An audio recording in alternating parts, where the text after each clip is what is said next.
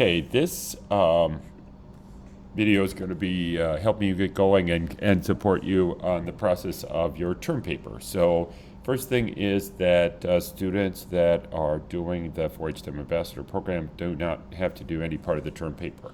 And then your syllabus describes the term paper. This is just a clip from your syllabus. And so let's just start out talking about this. So what you're going to do for your term paper is you're going to go to this journal. That's what it's called. And here's their website. And it's a research journal on topics in development. And you are going to pick one research article from that journal. The reason I'm directing you to that journal is because all the research articles in that journal are good. They'd be good. Whatever they are, they'd be good. And it's good to pick one that's fairly recent, like in the last 5 or at most 10 years, probably the last 5 years, to pick, because if you pick an older one, well, things have moved forward since then. But you got to pick just one research article, and you're going to choose that one, and you're going to write about it. You're going to explain it to, and the way to think about it is you're going to explain it to one of your classmates. And so the term paper that you write will start out introducing the terms and concepts, and you'll write the paper in the same style that we're writing on the exams in our course. And your first thing will be to explain concepts like orthologs, right? And so it's hard for students to do that, but imagine you're helping another classmate review for an exam, and you'll be like, oh, we need to know ortholog, we need to know model organism, we need to know transgenes and transgenic organisms, and we need to know transcription factors and signaling factors. And you could easily write 2 or 3 pages of a term paper that would be that first background stuff that you're learning in our course, and that you would explain and remind a classmate about to get started on these topics. The biggest goal I have in reading your term paper is that you are reading this specific research article and connecting it to our course. The one research article is an advanced topic, very focused, and it might be something we talked about a little bit in our course, or maybe not at all. So the goal is to write like you got an appreciation for the article. You don't have to understand everything in it, but you saw connections with our course. And so that's why you would start out and write a bunch about the necessary concepts and principles that we've already learned in our course, either in the class meetings or in your book, that help you connect it with the course. And we'll talk more about that. Let me just show you that here's the journal's website. And so if you go to that link, this is the website. This is what it looks like. This shows one issue. And we're going to pick a research article about here. They have some different sections in this journal. Research highlights, perspective, that's an opinion, interviews and so forth, spotlight, meeting review. None of those are articles. Here are the research articles. So you have to pick a research article from this issue or any of the other issues. It used to be that really recent issues you couldn't just download directly, but if you are on the USM website at USM, so if you're logged in as a student, it appears that currently the USM libraries allow us to have a connection to the journal to allow us to download articles even in really recent issues. If you have a problem downloading an article that's really recent, there's 2 things you can do. One is you could request a copy through the university's interlibrary loan. So let me just show you that. I have a slide for that. And so here, this is the University of Southern Maine's library website, and here's their interlibrary loan. And you can request an article, and you might need to request that research article. I don't think so, but if you get in a jam, you can request it. It takes a couple of days, and you get a PDF photocopy of that from some other library, and you just get it emailed to you. Also, if you need to find any other articles for your term paper, you can get copies of them by interlibrary loan. It takes a couple of days, and you just fill that form out. Uh, I mentioned that it's really important to try to be logged in to your student account on a computer on campus because the library, the USM library, has lots of online subscriptions to journals. So there's lots more journals that you as a student have access to than you would if you were just at home, just using the web and connecting with USM libraries like you weren't a student and you were just a member of the general public. So be aware of that, and that's that. Okay, so then back to the journal. So just to describe this to you for once, and that is the journal also has reviews. So it has these different sections, and you need to pick an article, a research article. And so there are some, just to give you some exposure to this, really there are, in general, there are two types of articles a scientist writes.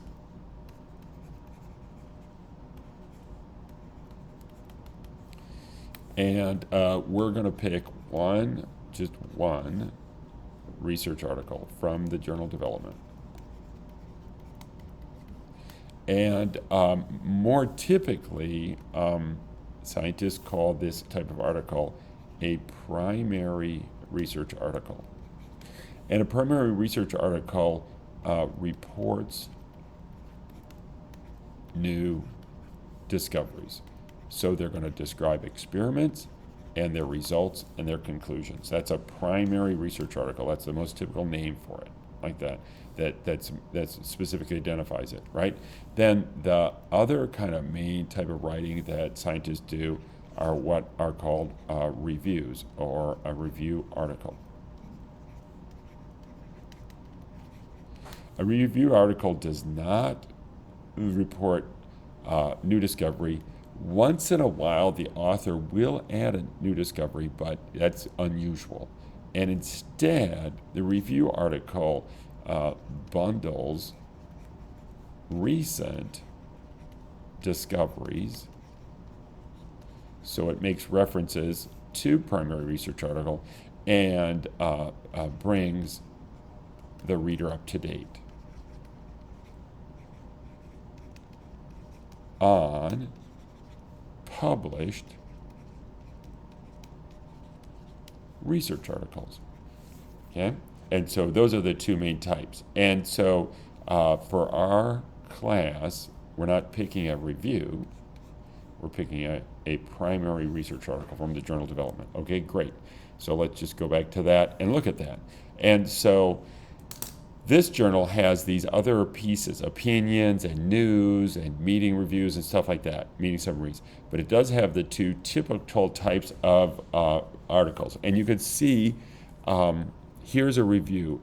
And reviews tend to have kind of cute titles. I know this doesn't look too cute, but they often have a cute title, and they also have a kind of a general topic title, right? So this is a good typical review title. Research articles in biological research, especially this developmental stuff, this more cellular, molecular research, a lot of biomedical research. Research articles like the one you're going to pick almost always have what I call a declarative statement of discovery for their title. So this is a good one. Look at this one. It says actin and CDC42 contribute to nuclear migration through constricted spaces in C. elegans. That's making a discovery claim. See, they're saying that actin and CDC42 are involved in this migration through constricted spaces in C. elegans. So like that. And here's another one. So they almost always have a verb in the title. So generates, produces, is necessary, in links, like that, is required. And so they almost always have a verb to connect, to make a statement of discovery. They don't have to, but they almost all do this time, because the research articles are so driven by a specific set of experiments that led to a discovery. And then the next thing is they really typically include the name of the organism, the species of the organisms that's being studied. They really often include genes because so much of this is done at a genetic level. Look, there's Wnt-Frizzled signaling. Yay for us, right? Um, we'll just pick on this article to pick it a little bit more. And so here, it doesn't immediately say in the title the type of organism. Um, and when they don't in this journal, it's really often mice because mice are really rolling as far as really a good discovery. But we can click on it and learn a little bit more. So that's the title, and it says Cables 1 links slit robo and Wnt-Frizzled signaling in commissural axon guidance. And so this article is about neurobiology. And some of you have already taken neurobiology. And if you have, this would be a good article pick because you know about axons and you might have heard the word commissural. We're going to hope to cover a chapter from our textbook in our developmental biology course on neurodevelopment, but it's probably going to be the last chapter we cover, and it'll probably be just after we submit our papers. So you could pick this, and even if you hadn't had neurobiology, and you could look at that chapter in our book. And so slit robo are a signaling factor and a receptor. So slit is a signaling factor and robo is a receptor.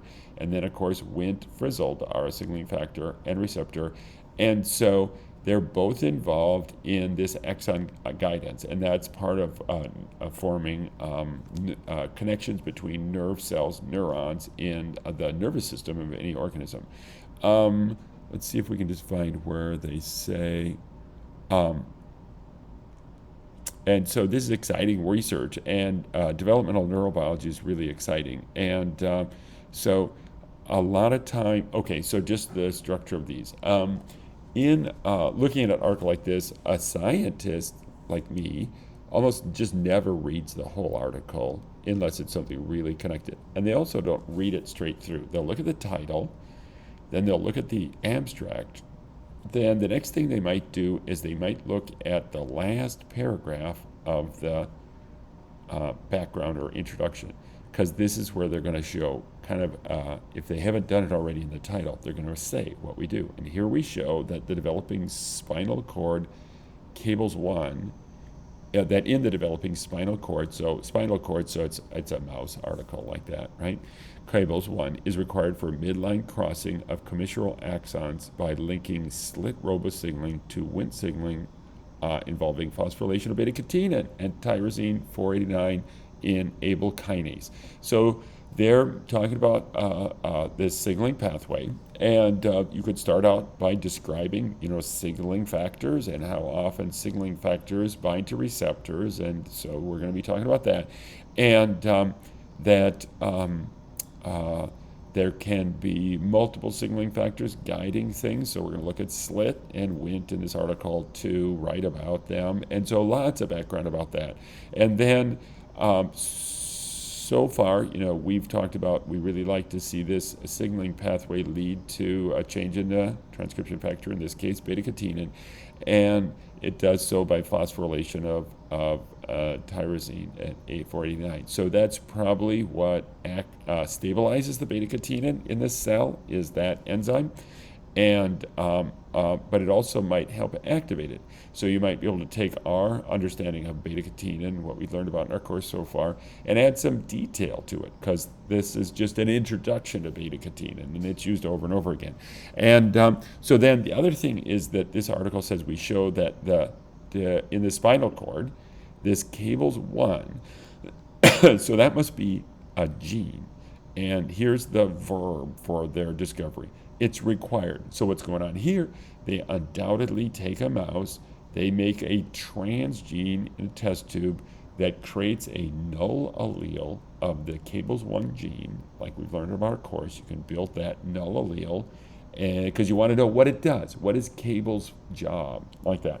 And so they take that cables 1 gene, they destroy it in a test tube, then they use that strategy we learned about in class to replace, through homologous recombination, the wild type normal cables-1 gene with this defective one. And when they knock it out, they make a transgenic mouse and they look for the mutant phenotype. And it probably has lots of different mutant phenotypes. And so they probably made one of these conditional mutations that we talked about briefly in our course, where they're just not knocking the gene out constantly in every cell, but they do a kind of targeted destruction of the gene in a specific cell type during development. So they're focusing on the spinal cord, so you could write about that, because there's a chunk that we and students in this course that you're writing to understand that and then build on it, right? And so the phenotype is that it's required for these neurons to grow and cross the midline.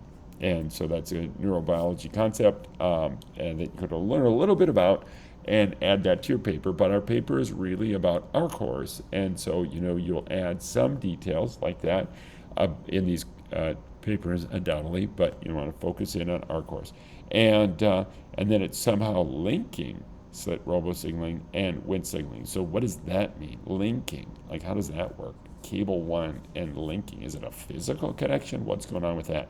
So that's the idea of, you don't really have to start out reading the whole article. You can read the title, get a lot out of it, the abstract, get a lot out of that, the last paragraph of the background, is that what they call it here? The introduction, and then you can go down to the discussion. And again, lots of scientists do this to start out to see how interested they are in the article. Then you go to the discussion. Found that yet? And the discussion is here. Then a lot of times in the discussion, what they do is this first paragraph puts their discovery into the context of what is already known. So that's one of the things you want to do in your writing, is you want to say, like, what did scientists know before this article, and what did this article add? So we've already seen what this article adds is it adds some details of the role of cable 1 in the process of responding to slit and Wnt in the spinal cord, like that. That's what's added. But what was known before that? Right? So you can write about that in your article too, and this first paragraph of the discussion helps with that. Next thing to say that a lot of scientists look at is they look at the section headings within the results. So let's just find a section heading, because the section headings will be these declarative statements. Cable 1 is required for axons to exit the floor plate and to turn into the longitudinal axis. And each of the sections in the results has a specific explanation of something, and then it will have experiments that lead data to that data to that conclusion. See, then here's another section heading, and they have data about diving into a little bit more detail, right? And so then we can look at the methods, and they're at the end of this paper after the discussion is where they put these methods. And they're looking in chicken. So I was wrong, and that's fine. It's not mice, it's chicken. That's just surprising but interesting. And chickens are an interesting study because they're inside of an egg, and scientists actually chip away the top part of the egg. They leave the chicken embryo in the egg. If they keep things sterile, they can chip the top part of the egg open, and they can have a window. And so here, they are probably not making a knockout like I described, and instead they're doing a knockdown of this, and it looks like that's what they're doing, okay? And so you could talk about knockouts, and then you'd say, we really can't, we don't have the technology to do a knockout in chickens. It just doesn't have that genetic technology, as far as I know, accessible. And so, not a mouse, but a chicken. And so they're going to do something else. They're not going to knock it out. They're going to knock it down with a kind of RNA interference.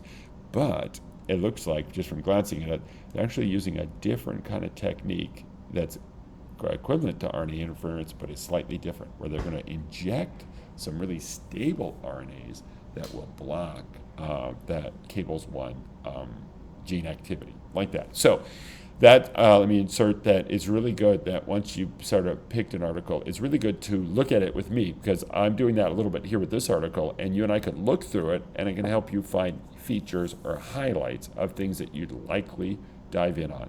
And in this article, one of the features would be how they decrease expression of cables 1, because it's definitely not a knockout, a transgene knockout like I described.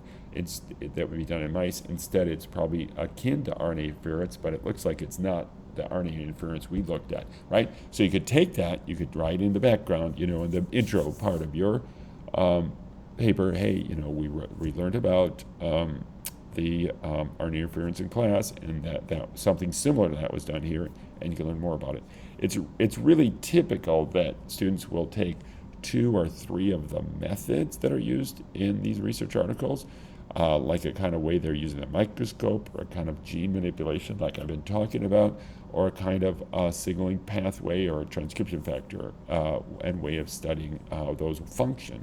And so you don't have to describe and understand all the methods, but you want to dive into this article, and our book doesn't talk too much about methods that are used, so that's one thing that we can do, is we can bring in a couple of methods to help explain how they discovered it. Just to skip back out to your syllabus, I'll show you down here that you want to write about why were the experiments done.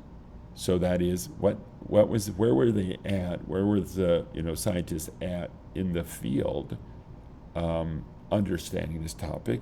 And that's why were they done. They're adding to that knowledge. Then what techniques, what methods, and you don't have to do them all, but describe a couple that would relate to our course. Be like, oh, nice. A student in our class would read that.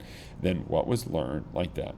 And begin your paper with an introductory background. You glean from the articles and your classmates you need to know and understand. There's no length, but like that. Okay.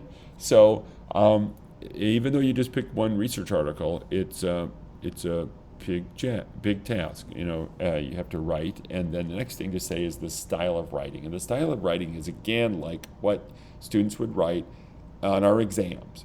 And so it's a professional style, but it's fairly informal, and that's fine. You do not have to follow a specific format for your term paper.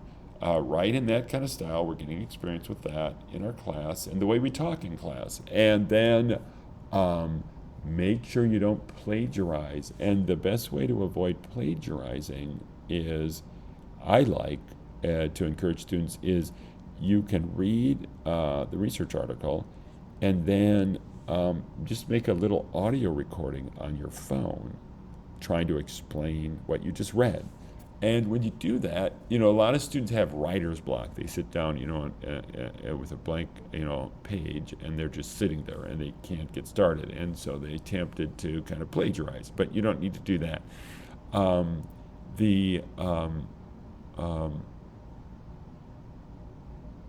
Instead, you can make a recording. People can usually sort of spit something out, and you record that, and you can transcribe that, and now that's more in your words. And you can add to that. But I do like to encourage students to make little recordings, because just about everybody has a phone with a easy recording button on it, like that. Okay. So next thing is, I suppose some students will try to use some AI in writing this paper, and the way it's focused on, I'm sure you can't use AI to write the whole paper, and I'll use an AI check, and if it seems like you're writing in any part of it in AI, I'll want to talk to you about that, because the goal here is just to have you write it in your own words. And I think this term paper assignment, the way it focuses on a specific research article, is challenging for somebody to sort of cheat their way through by having AI write it. And so I think you got to do it, do your work like that. And that's the intention of this assignment, is for you to do the writing. Okay. All right. So back to, I guess, to the start, you get this article, and it's focused on that. One thing that's the case is really often you won't know about this topic, like that neurobiology topic that we looked at here, right? You won't know about it. So it's really common at the start of the introduction that they will reference a couple of research articles that help provide that background. They'll reference a couple of review articles, and we talked about that before. A review article takes existing published literature and brings it together. And so I encourage you to find one or two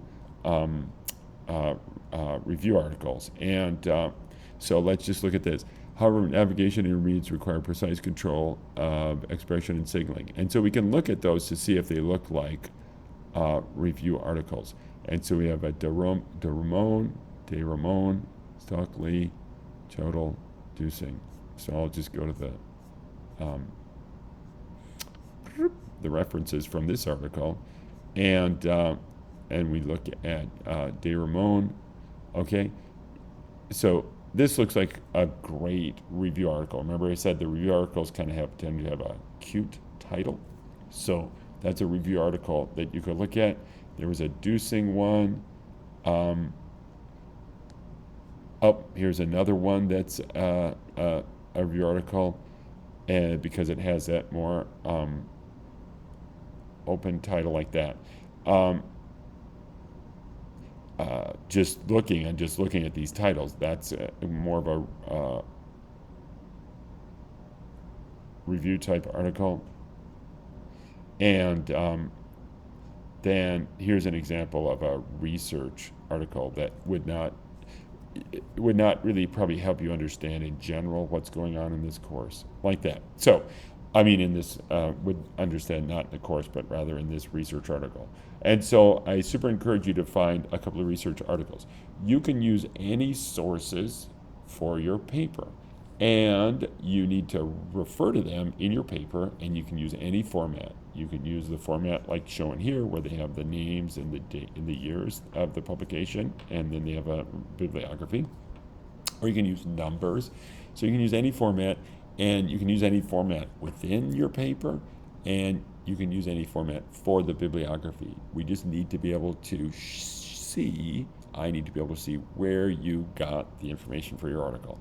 The sources could be our book, our class, where you actually just say on the bibliography, say from our developmental biology course, or anything in a review article, or anything you find on the web. You can have just web links as references in your bibliography. You could refer to another class. I learned this in genetics at USM or some other school like that. You can reference videos that you find on the web, or TV show or whatever. You just need to no specific format. Just need to be able to find that source of information that you use, like that. Okay, great. Okay, so I think that's a good start, and I think that every student that's ever done really well on this term paper has, early on, they've shown the article to me that they picked, and they said, is this a good research article, and what are the kind of highlights? And I just looked through it and talked to them. We could do that in class. We could, at the end of class, we could schedule a time to meet either in person or via Zoom and just talk through your article and try to give you some guidance. Then a lot of times later, the students will have a specific question or more questions, like, what the heck is this? How do they knock down that cables 1 gene expression? I don't get it, like that. And I can look at it and again, and I think it's good. I think you almost have to talk to me some about it to help guide you through that. And so keep that in mind, and we can do it the day before the term paper is due, but that's not going to work very well. And so we want to have this term paper. It's an assignment that each individual student is kind of going through on their own, and so look at your schedule for our exams in our course and exams and requirements for assignments and stuff in other courses, and find a spot in your schedule where pretty soon you can spend time really getting going on this stuff. Okay, and I think we're good there, and I'll stop this right now. Awesome. Thanks a lot.